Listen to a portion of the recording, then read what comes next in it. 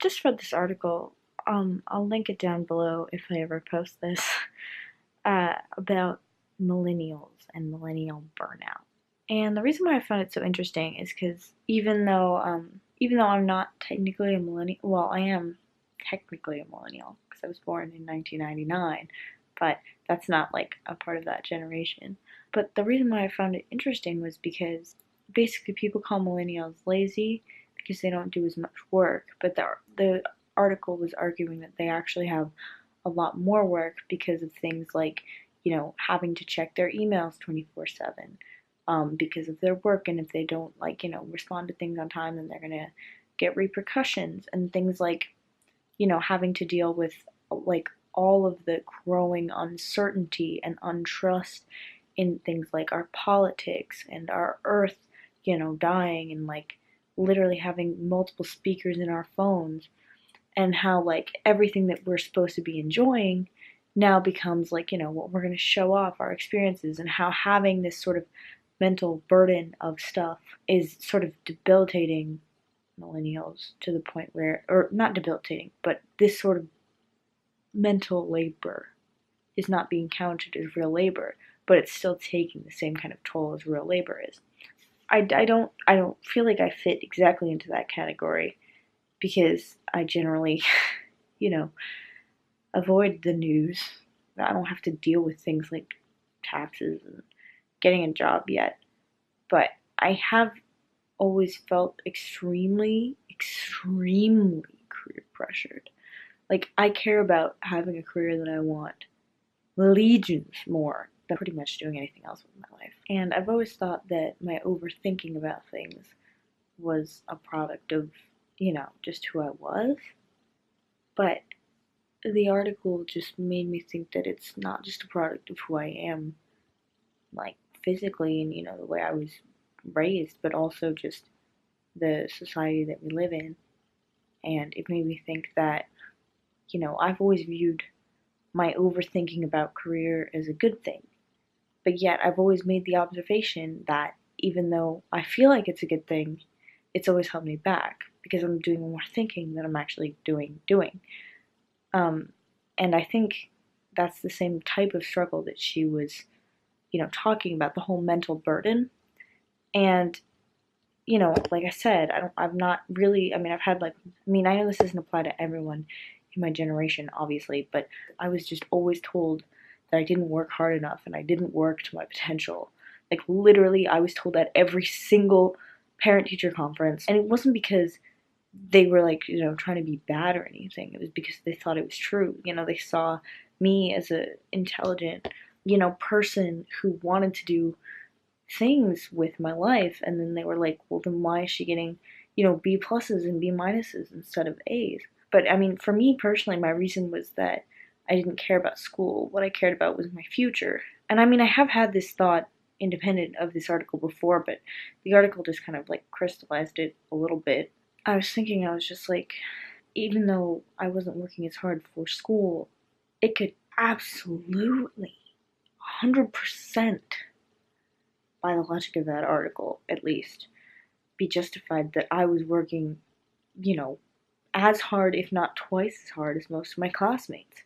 Because I would come home every single day and I would spend hours and hours.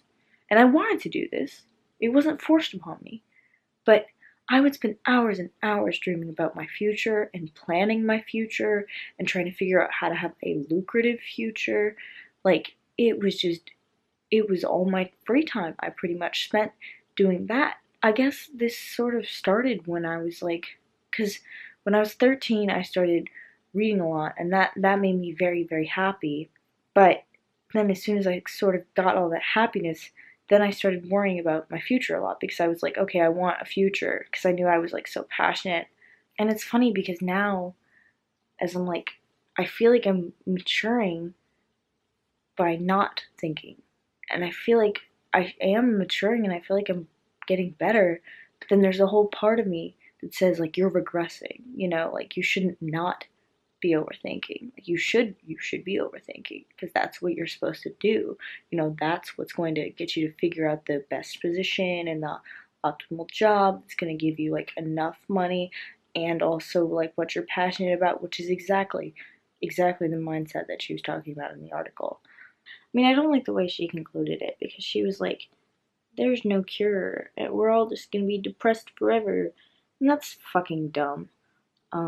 Obviously, because I mean, I think personally, I don't obviously have a solid opinion on this, but I think the cure is just like training your brain, learning to think about things in a different way and not just medicating yourself into thinking about things a different way, which she did point out was part of the sort of institution. Whereas learning to treat things in your life differently, is the way to actually solve that. I mean, it's funny because I feel like I should be taking this as motivation. I should be taking all of these thoughts that I'm having about this as a good thing because it is reinforcing. If not, if even if none of it was true, its conclusion is that you shouldn't. Well, it didn't really conclude this, but it vilified the sort of overthinking that's caused by society, and I should be motivated by the fact that it's talking about like overthinking about career and, being anxious to do things that are just sort of mundane and for yourself as like I forgot what I was saying. Like I should be taking this as motivation because right now I'm kind of getting into a period of my life where I don't want to be overthinking so much and I'm sort of embracing that and I'm enjoying life more and or at least I'm trying to, like that's sort of been my perspective as of the last few days. Like it's time to stop overthinking and it's time to start actually like living life and not having to know exactly what's coming next. So I should be motivated by this article and I should feel better about myself for it. It's just I just don't like, I don't know, I guess I'm just kind of uncomfortable because I've just drilled, absolutely drilled the fact that overthinking about your career is what's going to make your career happen. That's just such a permanent part of my mind. And like blocking things out just feels so gross to me. And then this thing that I do understand and does make some good points is telling me that that mindset is wrong. It's just very uncomfortable. So I guess that's why I feel so weird. Does it help anyone to see me rant about this? Does it help anyone to see this kind of thing? Because I do want to stop thinking about this, but I feel like such a hypocrite when I'm then talking about it. But also, I feel like I, have the right to vent. I want to be this sort of fun-loving person, and I am a fun-loving person. Like, I am able to have a lot of fun, and I do have a lot of fun, and I laugh a lot, and I don't know how to do that on the internet yet. I don't know how to have fun on the internet. I know how to be serious, because you see people do that all the time. But I don't know how to have fun on the internet yet. This is what I know how to do. This is the thing I'm comfortable with. Fucking, of course. So that's why I can't stop making these fucking vlogs. Yeah, well, this is a new series. This is what I think I'm gonna do. Cause like, I don't know. Right now, maybe I am taking myself too seriously in this, but I don't think I am. I think I'm just venting in a normal way someone would. I'm reflecting in a normal way somebody would. And maybe I am overthinking it, but, I'm overthinking it, and the conclusion is to not overthink it anymore. Is that doing it? Is it not doing it? Do we know? But I guess the way that I would always sort of alleviate, or not alleviate, but I would help my overthinking is that I have journals, I have diaries.